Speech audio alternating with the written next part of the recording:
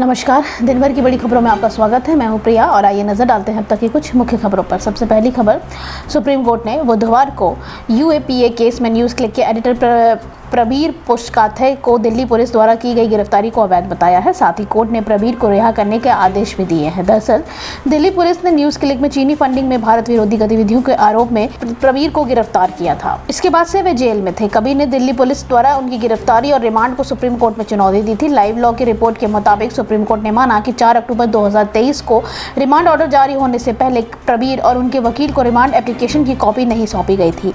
इसका मतलब यह है कि गिरफ्तारी की वजह उन्हें लिखित में नहीं बताई गई थी। सुप्रीम कोर्ट ने प्रबीर की गिरफ्तारी और रिमांड को कानून की नज़र में अवैध बताया और उन्हें रिहा करने का आदेश दिया है। हालांकि कोर्ट ने अपने आदेश में कहा है कि इस मामले में चार्जशीट दायर हो चुकी है। ऐसे में उनकी रिहाई ट्रायल कोर्ट की संतुष्टि के अनुसार जमानत और बॉन्ड प्रस्तुत करने पर निर्भर होगी।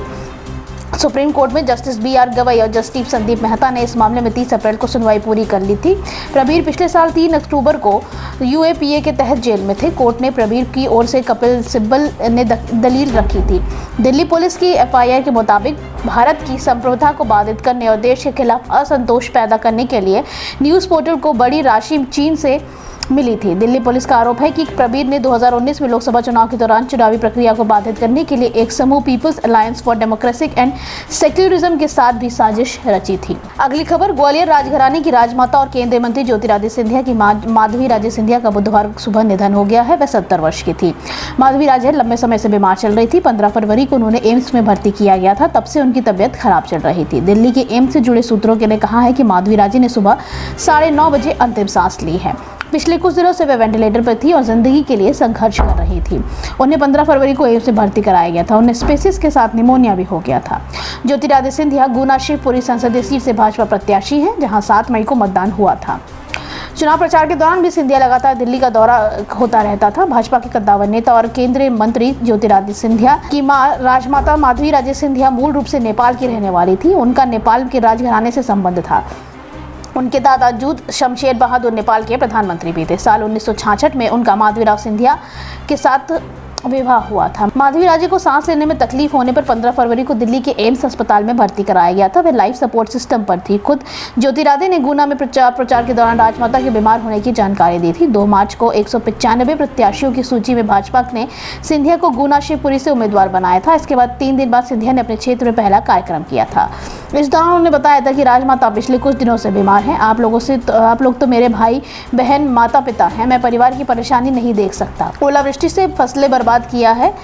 ऐसे दुख के समय में मुझे आपसे मिलने आना ही था। ज्योतिरादित्य को अपनी मां के काफी करीबी माना जाता है। अगली खबर, नीम का थाना जिले में मंगलवार रात हिंदुस्तान कॉपर की कोहिलान खदान में लिफ्ट की रस्सी टूटने से 1800 फीट की गहराई में 14 लोग फंस गए हैं। कल से चल रहे रेस्क्यू ऑपरेशन में अब तक 110 लोगों को बाहर निकाल लिया गया है, जिनमें से 3 लोगों को गंभीर हालत में जयपुर रेफर कर दिया गया है। बाकी अन्य 4 लोगों को भी बाहर निकालने के लिए प्रयास किए जा रहे हैं।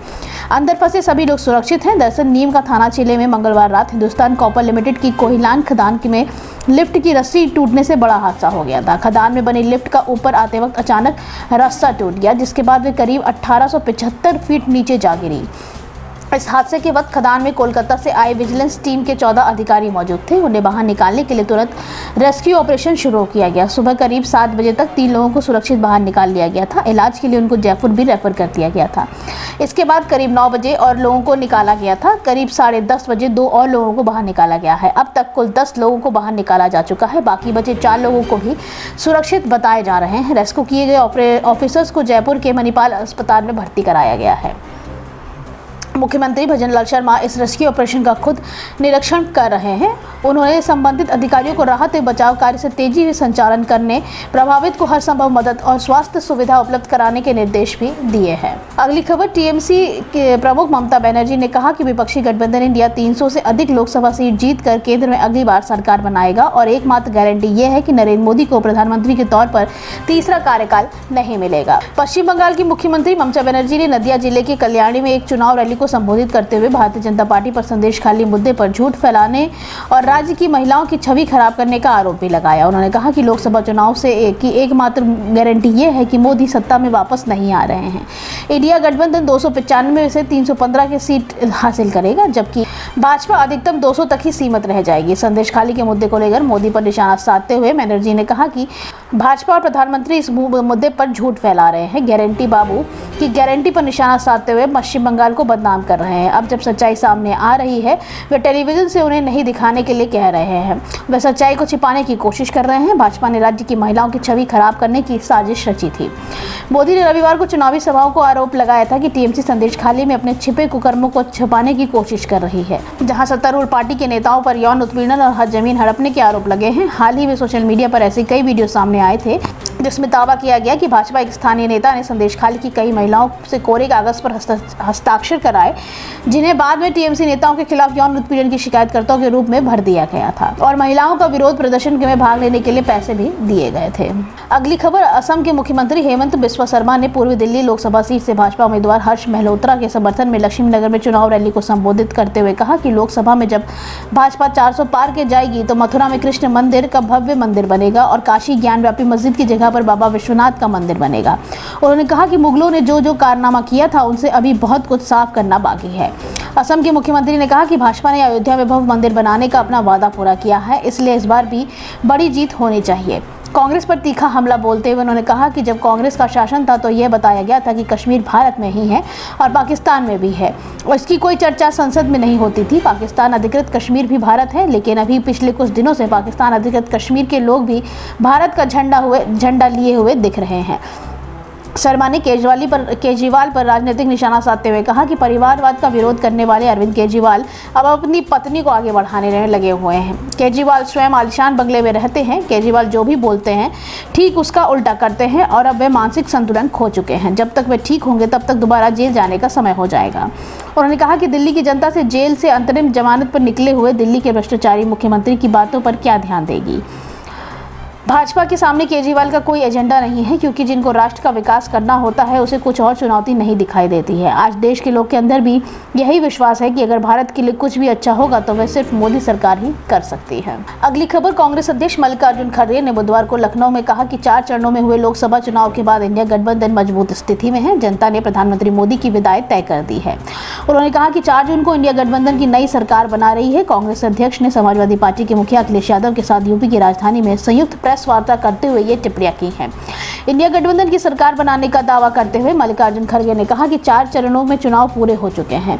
इंडिया मजबूत स्थिति में है। जनता ने पीएम मोदी की विदाई तय कर दी है। पूरे देश का माहौल देखकर हम कह सकते हैं कि 4 जून को इंडिया गठबंधन की नई सरकार बन रही है।